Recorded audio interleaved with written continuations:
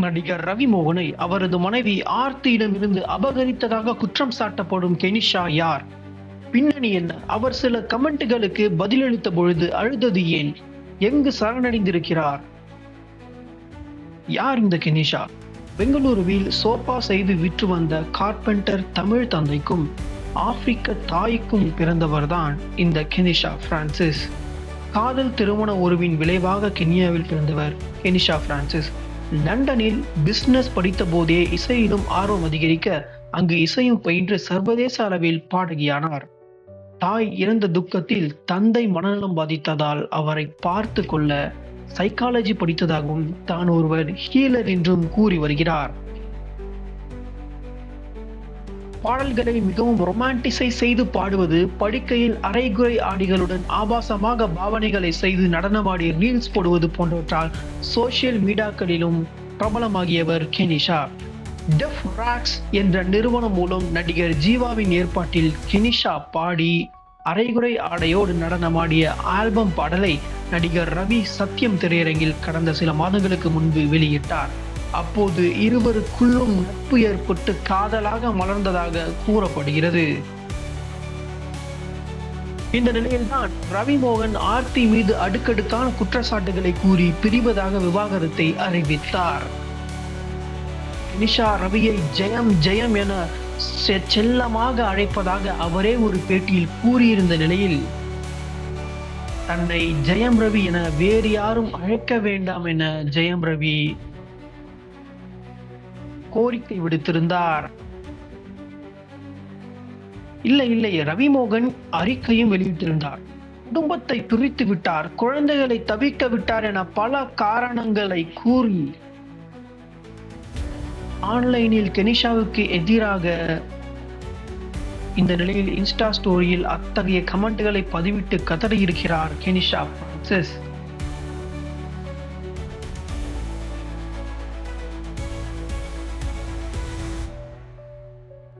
நடிகர் ரவி மோகனை அவரது மனைவி ஆர்த்தியிடமிருந்து அபகரித்ததாக குற்றம் சாட்டப்படும் கெனிஷா யார்?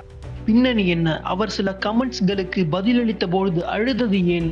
எங்கு சரணடைந்திருக்கிறார்? தன்னை விமர்சிப்பவர்களுக்கு என்ன பதிலளிக்கிறார்? இந்த செய்தியில் பார்க்கலாம். யார் இந்த கெனிஷா? பெங்களூருவில் சோஃபா செய்து விற்ற வந்த கார்பெண்டர் தமிழ் தந்தைக்கும் ஆப்பிரிக்க தாய்க்கும் காதல் திருமண உறவின் விளைவாக கென்யாவில் பிறந்தவர் கெனிஷா பிரான்சிஸ். லண்டனில் பிசினஸ் படித்த போதே இசையில் ஆர்வம் அதிகரிக்க அங்கு இசையும் பயின்று சர்வதேச அளவில் பாடகியானார்.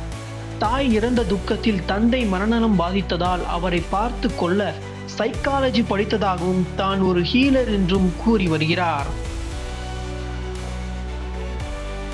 பாடல்களை மிகவும் ரொமான்டிசை செய்து பாடுவது, படுக்கை அறையில் அரைகுறை ஆடைகளுடன் ஆபாசமான பாவனைகளை செய்து நடனமாடி ரீல்ஸ் போடுவது போன்றவற்றால் நிறுத்தியிருக்கிறார்.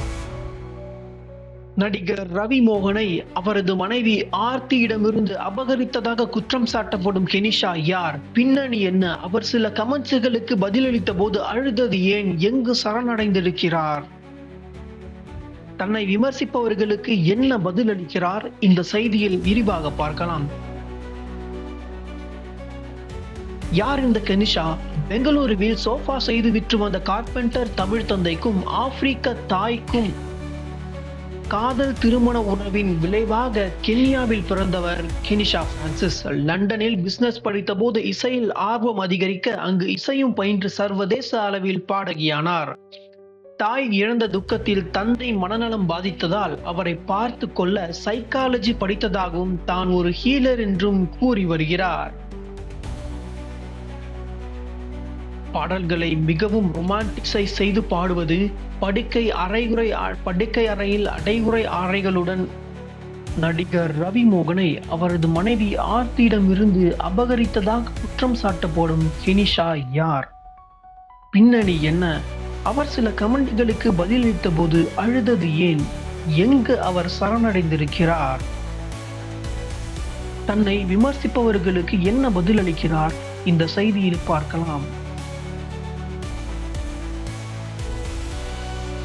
யார் இந்த கெனிஷா? பெங்களூருவில் சோஃபா செய்து விற்று வந்த கார்பெண்டர் தமிழ் தந்தைக்கும் ஆப்பிரிக்க தாய்க்கும் காதல் திருமண உறவின் விளைவாக பிறந்தவர்தான் இந்த கெனிஷா பிரான்சிஸ். லண்டனில் பிசினஸ் படித்தபோது இசையில் ஆர்வம் அதிகரிக்க அங்கு இசையும் பயின்று சர்வதேச அளவில் பாடகியாக மாறியுள்ளார். தாய் இறந்த துக்கத்தில் தந்தை மனநலம் பாதித்ததால் அவரை பார்த்து கொள்ள சைக்காலஜி படித்ததாகவும் தான் ஒரு ஹீலர் என்றும் கூறி வருகிறார். பாடல்களை மிகவும் ரொமான்டிசைஸ் செய்து பாடுவது, படுக்கையில் அரைகுறை ஆடைகளுடன் ஆபாச பாவனைகளை செய்து நடனமாடி ரீல்ஸ் போடுவது போன்றவற்றால் சோசியல் மீடியாக்களிலும் பிரபலமாகியவர் கெனிஷா. டெஃப் ஃப்ராக்ஸ் என்ற நிறுவனம் மூலம் நடிகர் ஜீவாவின் ஏற்பாட்டில் கெனிஷா பாடி அரைகுறை ஆடையோடு நடனமாடிய ஆல்பம் பாடலை நடிகர் ரவி சத்யன் திரையரங்கில் கடந்த சில மாதங்களுக்கு முன் வெளியிட்டிருந்தார். அப்போது இருவருக்கும் நட்பு ஏற்பட்டு பிறகு காதலாக மலர்ந்ததாக கூறப்படுகிறது. இந்த நிலையில்தான் ரவி மோகன் ஆர்த்தி மீது அடுக்கடுக்கான குற்றச்சாட்டுகளை கூறி பிரிவதாக விவாகரத்தை அறிவித்தார். கெனிஷா ரவியை ஜெயம் ஜெயம் என செல்லமாக அழைப்பதை அவரே ஒரு பேட்டியில் கூறியிருந்த நிலையில் தன்னை ஜெயம் ரவி என வேறு யாரும் அழைக்க வேண்டாம் என ஜெயம் ரவி இல்லை அவர் ஒரு அறிக்கையும் வெளியிட்டிருந்தார். குடும்பத்தை பிரித்து விட்டார், குழந்தைகளை தவிக்க விட்டார் என பல காரணங்களை கூறி ஆன்லைனில் கெனிஷாவிற்கு எதிரான சாபங்கள் டன் கணக்கில் குவிந்து வருகின்றன. இந்த நிலையில் இன்ஸ்டா ஸ்டோரியில் அத்தகைய கமெண்ட்களை பதிவிட்டு கதறி இருக்கிறார் கெனிஷா பிரான்சிஸ். என் உண்மையும் என் வலியும் உங்களுக்கு தெரியாது என்பது எனக்கு புரிகிறது. விரைவில் உண்மை உங்கள் கண் முன் கட்டவிழ்த்து விடப்படும் நாள் வரும் என்றும் அவர் கூறியிருக்கிறார். நான் தான் தவறு என்றால் சட்டத்தாலும் உங்களை போன்ற ஒவ்வொரு கோபக்காரர்களாலும் கண்டிக்கப்படுவதை நான் மகிழ்ச்சியாக மதிக்கிறேன் எனவும், ஆனால் அந்த நாள் வரும் வரை இந்த வெறுப்பில்லாத காற்றை சுவாசிக்க என்னை அனுமதிக்க முடியுமா என கெஞ்சி இருக்கிறார் கெனிஷா. தொடர்ந்து பதிலளித்த கெனிஷா, எந்த கமெண்ட்டையும் நான் ஆஃப் செய்யவோ ஓடி ஒளியவோ மாட்டேன். யாரிடமும் மறைக்க எதுவும் இல்லை. உங்களுக்கு கேள்வி கேட்க உரிமை இருக்கிறது தான், ஆனால் தயவு செய்து என் முகத்துக்கு நேராக வந்து அதை கேளுங்கள் என கெனிஷா பிரான்சிஸ் கூறியிருக்கிறார். என் பக்கம் என்ன கதை என்பதை உங்கள் ஒவ்வொருவரிடமும் நான் கூறுகிறேன். நான் தான் தவறு என உங்களுக்கு அவ்வளவு கான்பிடென்ட் இருந்தால் என்னை தயவு செய்து நீதிமன்றத்துக்கு அழைத்து செல்லுங்கள், ஐ பெக் யூ என கூறியிருக்கிறார்.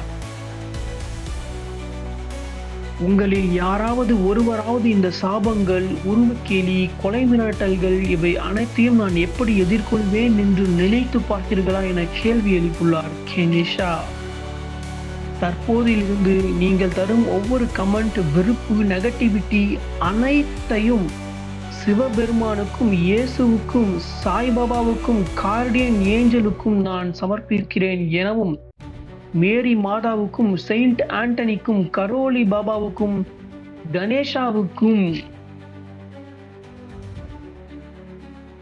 அனுமனுக்கும், முருகனுக்கும், துர்க்கை அம்மனுக்கும், மகாலட்சிக்கும், எனது மூதாதையருக்கும் என அனைவருக்கும் சமர்ப்பிக்கிறேன் எனவும் கூறியிருக்கிறார்.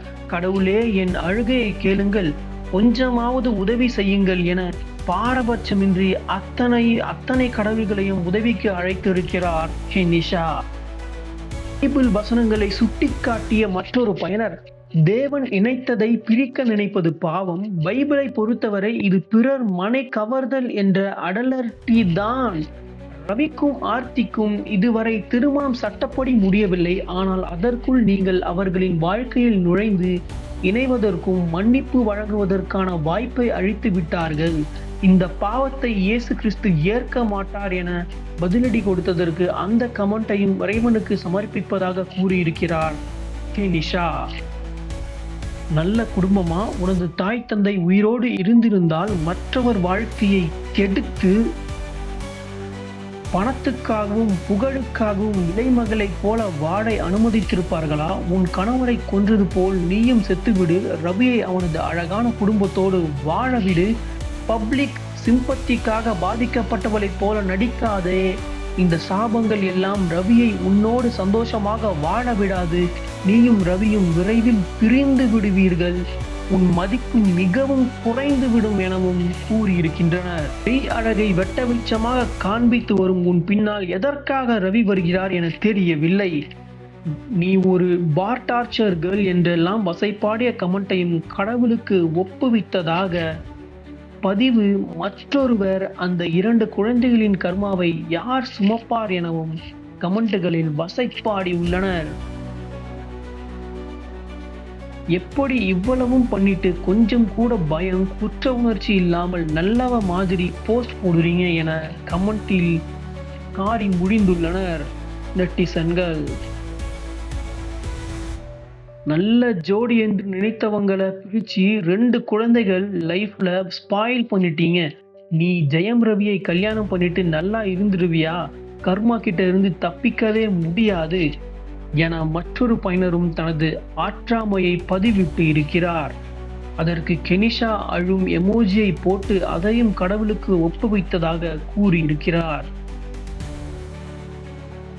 ஆர்த்தியின் நிலைமை சீக்கிரமாக உனக்கு வரும்போது வலியும் வேதனையும் உனக்கு புரியும். அவளை விட்டு விட்டு உன்கிட்ட வந்தவன் சீக்கிரமா உன்னை விட்டுட்டு இன்னொருத்தி கிட்ட போயிடுவான். அந்த குழந்தைங்க அப்பாட பேச முடியாம டச் பண்ண விடாம அவங்களுக்கு கிடைக்க வேண்டிய எந்த பாசமும் இல்லாம பண்ணிட்டல்ல. சத்தியமா நீ நல்லாவே இருக்க மாட்டேன் என மண்ணள்ளி வீசாத குறையாக ஒரு பயனர் இனிஷாவை கடுமையாக சாபத்தை விட்டு தாடி இருக்கிறார். கெனிஷா அதையும் கடவுளுக்கே டைவர்ட் செய்து விட்டார்.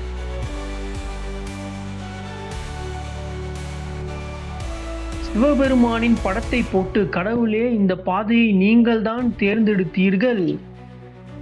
இவர்கள் அனைவரையும் உங்களுக்கு சமர்ப்பிக்கிறேன். தான் என்ன செய்வது என்று தெரியவில்லை எனவும் புலம்பி இருக்கிறார்.